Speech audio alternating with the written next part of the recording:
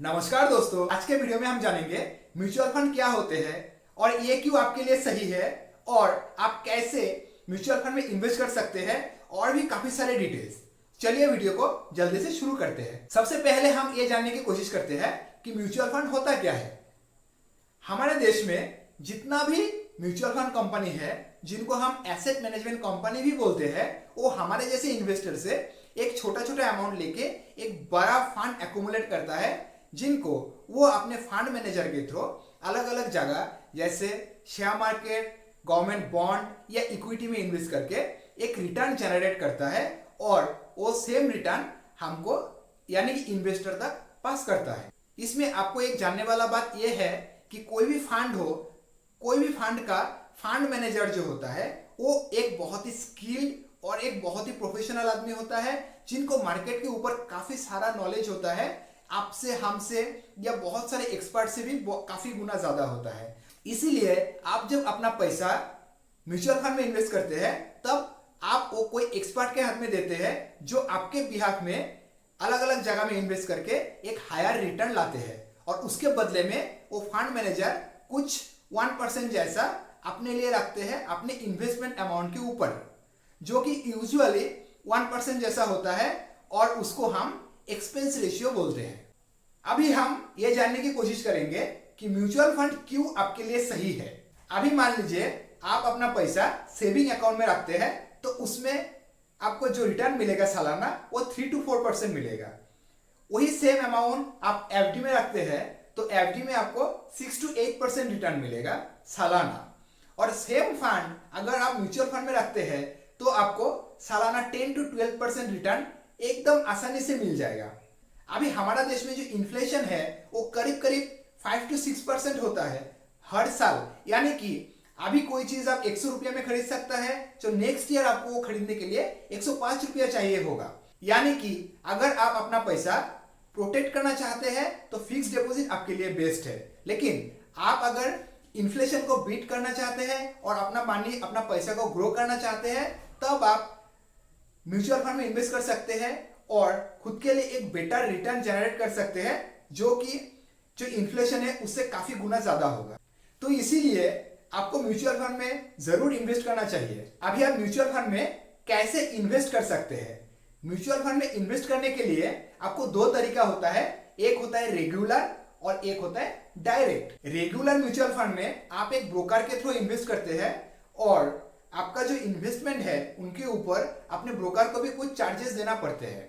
लेकिन आप जब डायरेक्ट म्यूचुअल फंड खरीदते हैं तब आप डायरेक्टली एसेट मैनेजमेंट कंपनी यानी कि म्यूचुअल फंड कंपनी से वो म्यूचुअल फंड डायरेक्टली खरीद लेते हैं। इसमें आपको मिडिल मैन को कोई चार्ज देना नहीं पड़ता है। सो ऐसे काफी सारा प्लेटफॉर्म है, काफी सारा वेबसाइट है जहां से आप डायरेक्ट म्यूचुअल फंड में इन्वेस्ट कर सकते हैं। इसका एक बहुत ही अच्छा तरीका है, आपको जो भी म्यूचुअल फंड कंपनी में इन्वेस्ट करना है आप उनका वेबसाइट में चला जाइए या उनका ऐप डाउनलोड कर लीजिए, तो वहां से भी आप म्यूचुअल फंड में डायरेक्टली इन्वेस्ट कर सकते हैं। और ऐसे भी बहुत सारे एग्रीगेटर है जो आपको म्यूचुअल फंड कंपनी में, अलग अलग म्यूचुअल फंड कंपनी में एक ही ऐप से इन्वेस्ट करने के लिए आपको मदद कर सकता है। आप कोई भी म्यूचुअल फंड में इन्वेस्ट करने से पहले आपको 4 बातें हमेशा याद रखना चाहिए। Number 1, company name. आप कौन सा कंपनी का म्यूचुअल फंड में इन्वेस्ट कर रहे हैं। कोई भी कंपनी हो, अगर वो बहुत बड़ा कंपनी है, बहुत अच्छा ब्रांड है और आप उसको ट्रस्ट करते हैं, तब आप उस कंपनी का म्यूचुअल फंड जरूर खरीद सकते हैं। नंबर 2 है एक्सपेंस रेशियो, यानी कि आप जितना इन्वेस्ट करेंगे फंड मैनेजर वहां से कितना अपने लिए रखेगा, उसको बोलते हैं एक्सपेंस रेशियो। ये यूजुअली 1% होता है। जितना कम एक्सपेंस रेशियो होगा फंड आपके लिए उतना ही बेहतर होगा। नंबर 3 है हिस्टोरिकल परफॉर्मेंस, या लास्ट 3 साल, 4 साल, 5 साल में वो फंड कैसा परफॉर्म कर रहा है। जरूरी नहीं है कि पास्ट में अच्छा परफॉर्म किया तो अभी भी अच्छा परफॉर्म करेगा, लेकिन इससे आपको एक रेफरेंस पॉइंट मिलता है, एक आइडिया मिलता है कि वो फंड कैसा चल रहा है।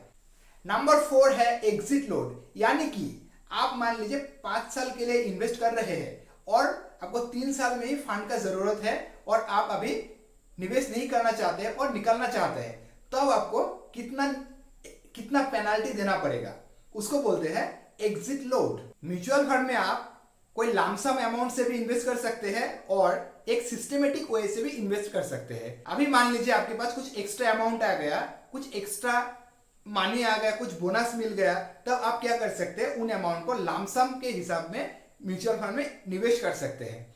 लेकिन अगर आप हर महीना कुछ एक सेम अमाउंट कंसिस्टेंटली मार्केट में इन्वेस्ट करना चाहते हैं तो सिस्टमेटिक इन्वेस्टमेंट प्लान यानी कि SIP आपके लिए बहुत सही ऑप्शन है।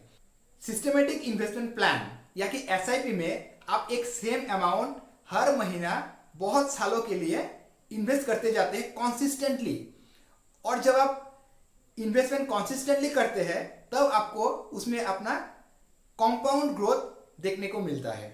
SIP एक बहुत ही सिस्टमेटिक और स्ट्रक्चर्ड वे है आपको इन्वेस्टमेंट स्टार्ट करने का। अभी जब आप म्यूचुअल फंड खरीदने जाएंगे तब सबसे पहले एक चीज आपको मिलेगा जो है NAV यानी कि नेट एसेट वैल्यू। जैसे आप एक शेयर का प्राइस होता है, ऐसे म्यूचुअल फंड का भी एक यूनिट का प्राइस होता है जिसको हम नेट एसेट वैल्यू यानी कि NAV बोलते हैं। अभी हम जानेंगे types of mutual fund. Mutual fund generally 3 तरीके का होता है। एक होता है इक्विटी बेस्ड, नंबर 2 होता है डेब्ट, नंबर 3 होता है हाइब्रिड। इक्विटी बेस्ड में सबसे ज्यादा रिस्क होता है, डेब्ट में सबसे लो रिस्क होता है, और हाइब्रिड में जो कि डेब्ट और इक्विटी दोनों का मिक्सचर है इसमें मीडियम रिस्क होता है। अभी मान लीजिए आपने म्यूचुअल फंड में इन्वेस्ट कर लिया और आपको वहां से काफी सारा मुनाफा मिला। आपका ये मुनाफा फुल्ली टैक्सेबल है और आपको इनके ऊपर टैक्स देना पड़ेगा। म्यूचुअल फंड के प्रॉफिट के ऊपर आपको 2 तरह का टैक्स लगता है। एक होता है लॉन्ग टर्म कैपिटल गेन और एक होता है short term capital gain. Short term capital gain usually अभी 15% है और जो लॉन्ग टर्म कैपिटल गेन है वो 10% ओवर 1 लाख। मतलब आपको सालाना 1 लाख रुपया प्रॉफिट हुआ लॉन्ग टर्म के अंदर तो आपको कोई भी टैक्स देना नहीं पड़ेगा। 1 लाख के ऊपर आपका जो भी प्रॉफिट होता है उसके ऊपर आपको 10% टैक्स सरकार को देना पड़ेगा। कोई भी म्यूचुअल फंड में निवेश करने से पहले आपको ये 3 चीजें हमेशा एसेस करना पड़ेगा। नंबर 1 है रिटर्न। आपको वो फंड से सालाना कितना % रिटर्न मिल सकता है। नंबर 2 है रिस्क। अगर आप इक्विटी में इन्वेस्ट करते हैं तो आपका हाई रिस्क है, अगर आप डेब्ट में इन्वेस्ट करते हैं तब आपका लो रिस्क है। उसी तरह अगर आप हाइब्रिड यानी कि डेब्ट और इक्विटी के जो मिक्सचर है उसमें इन्वेस्ट करते हैं तब आपको एक बैलेंस रिस्क होता है। आपको कोई भी म्यूचुअल फंड में इन्वेस्ट करने से पहले रिस्क भी एसेस करना पड़ेगा कि आप कैसा रिस्क लेना चाहते हैं।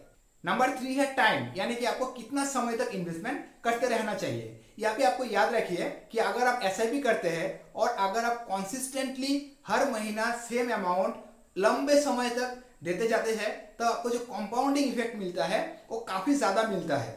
यहाँ पे जो टाइम है वो बहुत मैटर करता है, बहुत इंपॉर्टेंट होता है कोई भी म्यूचुअल फंड में आपको पैसा जनरेट करने के लिए या पैसा बनाने के लिए। आपको जो पेशेंस है वो हमेशा रहना पड़ेगा। आई होप दोस्तों कि ये वीडियो आपको बहुत पसंद आया होगा। अगर ये वीडियो आपको जरा से भी काम का लगा तो लाइक, कमेंट और शेयर कर दीजिए और मेरा चैनल को सब्सक्राइब कर दीजिए। थैंक यू दोस्तों, जय हिंद।